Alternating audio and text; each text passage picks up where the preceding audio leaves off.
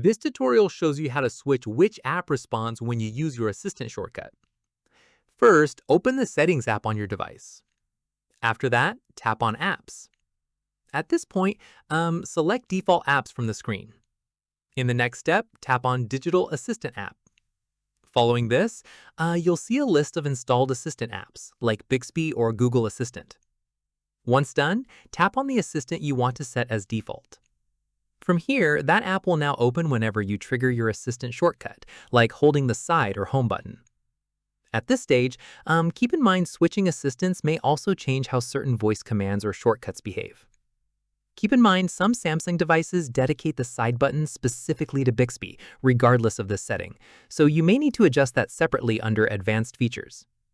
Finally, test your new default assistant by using your usual shortcut to confirm it's launching correctly. And that's it. If this guide helped you change the default digital assistant on Samsung, give it a like, subscribe for more Android tutorials, and tap the bell icon for updates. See you in the next one.